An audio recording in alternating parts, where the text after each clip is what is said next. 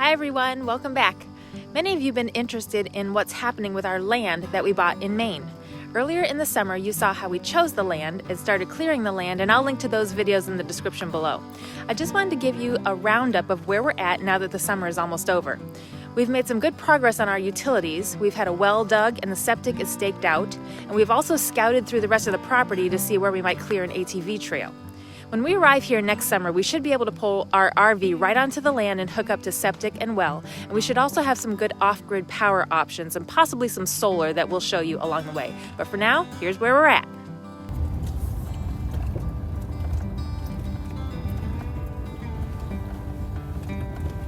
Starting to see some grass coming in. That looks nice.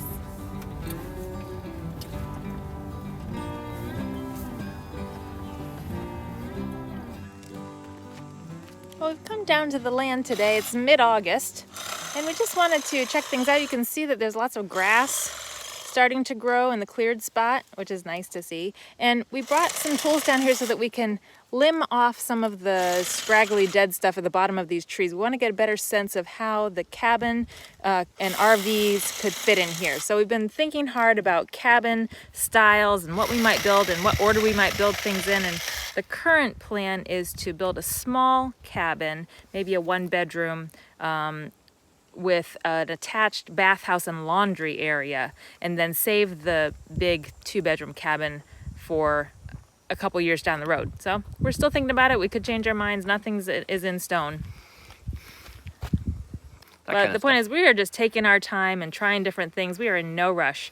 If next year we just have our RV parked on the land so that we can get a sense of how we want to live on here, where's the sun coming up, what angle do we like to be at, do we want to be in the trees or out in the clearing? We just want to take our time to experiment a little bit. It's so great that we already have a house that we can move to the land and around the land. That's right. So we can try it all out while we're figuring out future cabin stuff.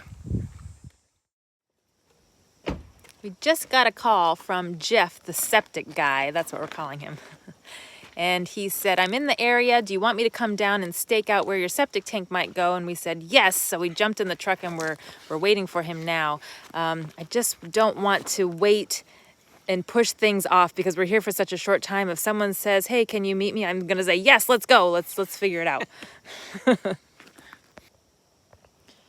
still working on staking out the cabins. We decided last time we were here that we wanted to go back to our original idea of putting the RV in the turnaround around the little spruce tree here because it's closer to the road and we don't have to put the RV back in here where the cabins are. I think that's going to work better.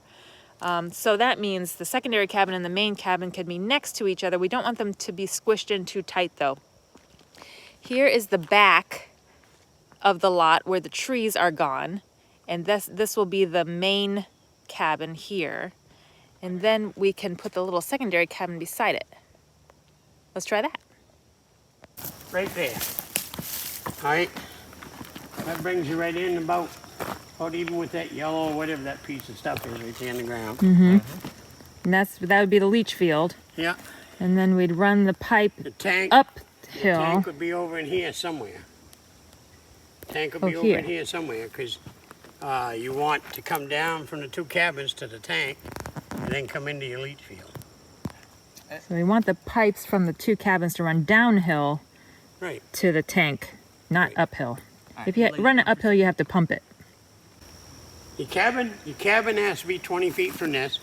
The tank has to be 8 feet from your cabin. That's 20 feet right there. And then if you stand there, it's 19 feet going this way. Right. Was the other dimension of the leach field? Yeah. And that's plenty away from that, right? Yeah. So we're picking tank here, and then the leach field will run that way. Because if the tank is out there, we're worried that people might drive on it by accident, and you can't drive over the tank. So we have the truck parked here at the end of the driveway. If we brought the RV in here, then the first spot, it could pull into a turnaround right here. And if we take out some of these, just a few of these trees, we could get a nice arc in there where we could pull the truck in and have plenty of space to angle the RV how we want. And the front door would be sort of in line with this tree, looking out into the courtyard. Jeff is staking out the septic field and where the septic tank will go, and then we can measure off of that to see where our cabins need to go. Whoa, we got our septic staked out. That is pretty cool. Jeff, sounds like a good plan. Yeah, and Jeff seems to really know what he's doing. Yeah. It's interesting. He said he's straight out, the well people are. I think we got just on the front end of a little micro trend or something. And I was talking to a younger friend who's from up this way. We've known each other for years. And he's noticing not only people sticking around to raise their families here, but people returning, retirees coming back, folks like ourselves that want to have a place, that are from here, but also people that aren't from here at all, but are buying place. I know there's a couple right around us that are from other states that are building year-round and or holiday, whatever, travel stuff. Jeff even said there's someone at the KOA campground where we are that he's been working with that's going to buy a parcel of land. I think and we've run into one or two others that weren't necessarily with him that were doing a similar thing. The one was across the border in New Brunswick somewhere as well. Good stuff. Back today meeting with our well digger, which is very exciting. Now that we've got the septic all planned out, the well has to be 100 feet from the septic leach field. So we've got our guy out here today measuring some different spots to put the well. Could put it next to the RV, but I think maybe across the lot where the fire pit and common area might be better, because as long as we can drive over the water lines, which doesn't sound like it'll be a problem, that will be a little more equidistant from the primary cabin and the RV and the tent platform and whatever. So if we can have the water in a central place, and Jason would love to put a actual manual well pump on the top of the well so that we could get water manually if we need to. That I think would work well, but we're gonna see what the well guy says. That'd be a cool little thing there too. Lovely. Most excellent. Gorgeous. All right, that's his well steak. You folks, and so you're around for a little while. Yeah, and then we'll be back again. And So we've made an appointment with the well guy to come in the next few weeks to dig our well. He thinks he'll have to dig about 200 feet down. Probably there would be water before that, but that's just his standard. He actually, and I love the people who are up this way. So talk to me a little bit about these people that we've been working with here in Maine. Lisa's from away. I've been away, but I'm not from away. And it's just the normal, well, yeah, we're going to do it right. So it's just one price, whether it's 10 feet down or 200. And what he was saying is they always do 200. He said, well, I dig it like it's my well, so why would I give you a bad well? Because we're going to be neighbors and you're in the same community. All these guys know each other. They refer each other. The excavator, the septic. So put his name again there? Jim. So Jim, Jeff, Steve, Andy, they all know each other. So, I'm going to put a hand pump on it at some point. It'll look nice in its spot. Yeah. As I was joking with Jim, as our New York and Boston friends come up and they want their Instagram picture with the hand pump well on the up to camp in Maine. So we're real pleased with how this is coming together. Next early summer, we'll be able to hook it all up and go from there. An RV right here on our land. We're excited.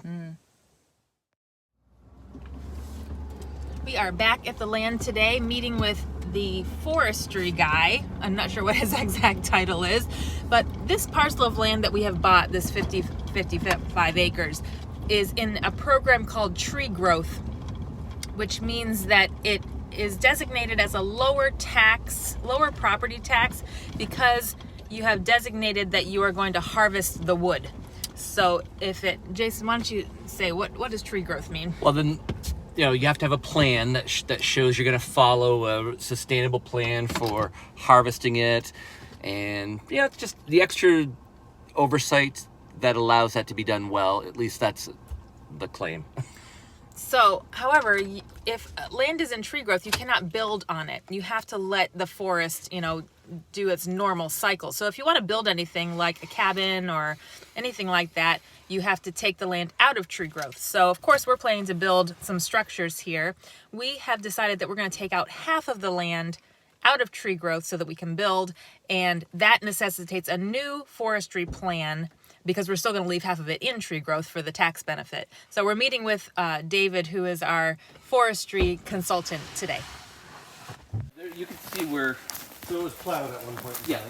It's still there. And as you get looking at the trees, there is a straight line. Oh, you're right. There's a straight line. So this was a tamarack plantation. So they planted these tamaracks. It's not on in the purpose? super straight line. Right. Like you Right, and there's gonna be There's a other line trees above that me. seeded in naturally. There's gonna be areas where some of the trees died out. Yeah. Interesting. I hadn't caught that before. Yeah, I can see a line going right through here too. Birches are good. I don't know if you're familiar with beaked hazelnut. Don't touch that directly because you'll get little spikes. I am, but we hadn't seen these yet. Yeah. And then you can break the hazelnut right out of it. I know. I ate those. We'd eat those as kids. But usually the woods. usually the wildlife are right on top of those. Oh. Yeah, if you're not right here, there's all kinds of moose signs. When do they usually harvest? In the fall?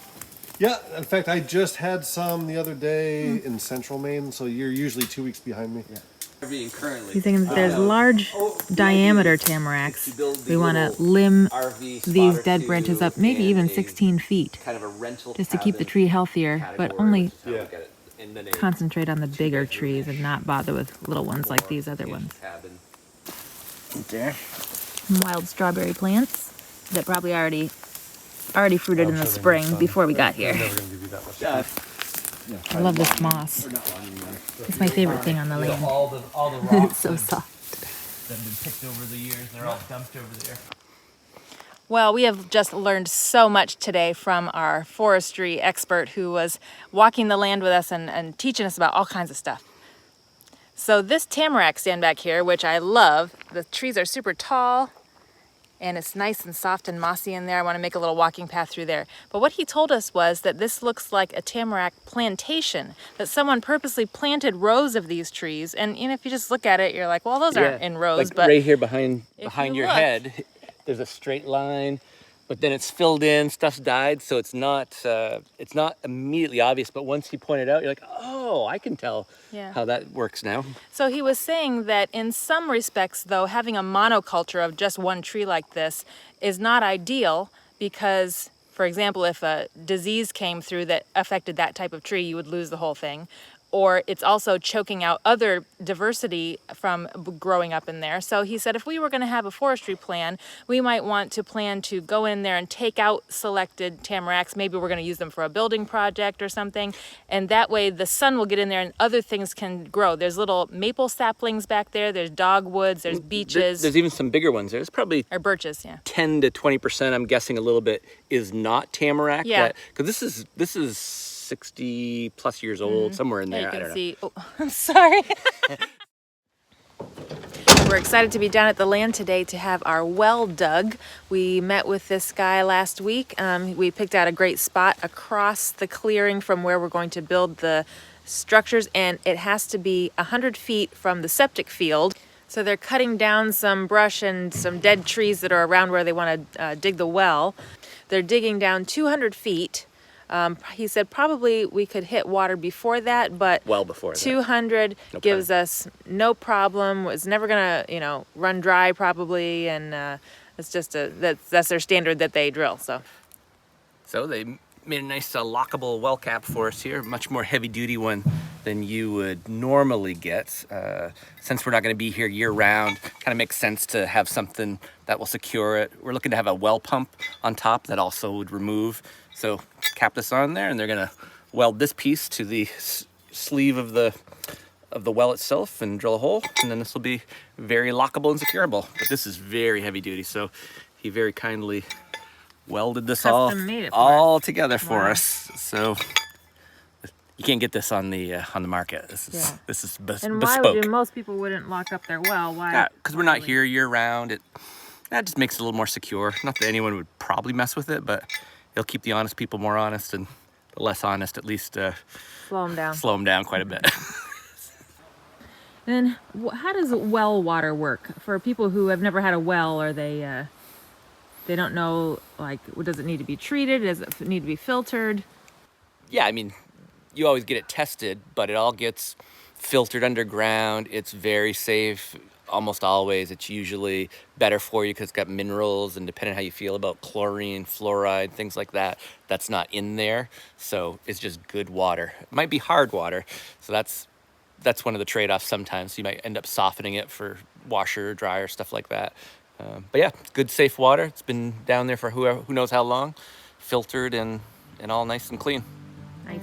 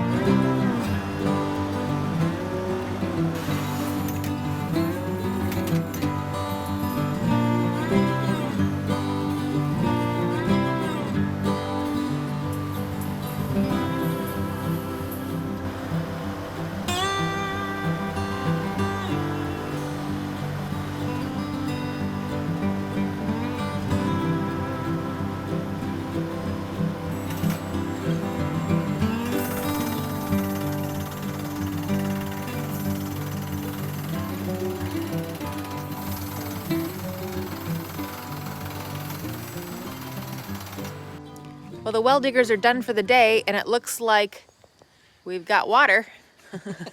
I don't know how deep they dug today. They're gonna have to come back tomorrow to finish up and put the liner down in there and whatever else they do. But that's a good sign to see the water is bubbling up off the ground there.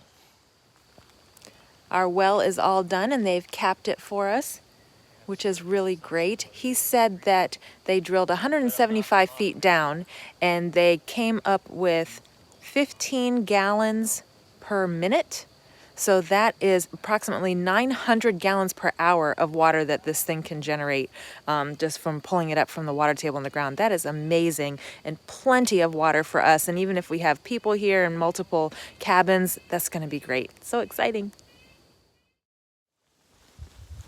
We're down at the land today doing some scouting. We thought that over the fall, after we leave, we may want our excavator to come in and clear out our ATV trail and walking trails that we're planning on the western side of the property. So we want to scout out some and mark some trees of maybe where he can go. Unfortunately, it doesn't look like we're going to get the septic system installed before we leave in a couple of weeks. But we have it all staked out like you saw earlier, and we're going to meet with the excavator tomorrow just to make sure that all the plans are set and that they are ready to do that while we are traveling. So when we come back next spring, it should be ready to go for our RV.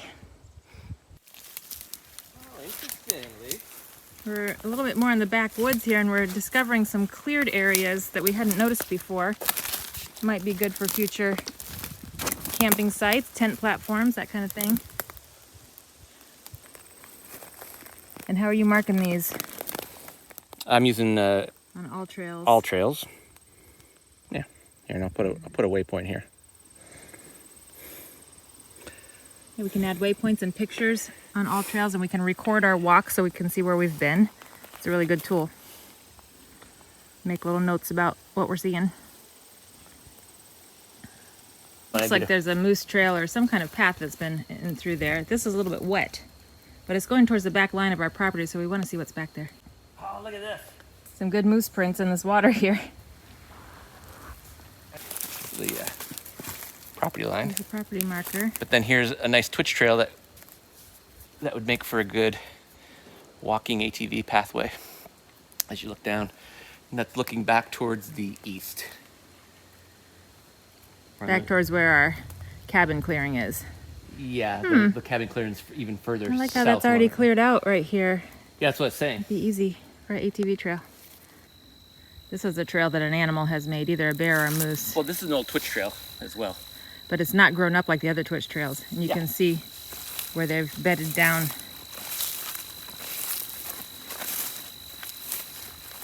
This makes it easier for us to follow their trail. There's so many make our own raspberries trail. here. This is just pan around. This is Bear heaven. solid raspberries all through here. Like this is all raspberries.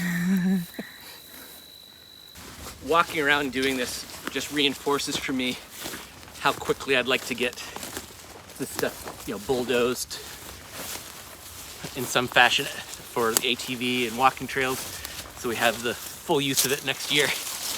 It is great back here. And that trail that we were on led us right back out to our driveway. That's a great run. That's very encouraging. So that's where we're at with our land. Thanks for coming along with us, and we will keep you updated on any new developments before we get back here next summer. We're almost ready to get back on the road, but next week I'm going to do a little roundup of what it's been like for us to stay at a seasonal campsite all summer. You know, we've been at the KOA campground in Holton, Maine for the past 4.5 months, and we found that there were some unique things about staying at a seasonal site versus moving from campground to campground that we wanted to share with you. So we'll see you next week for that, and then after that we are back on the road. I can't wait. Have a great week, everyone. Bye.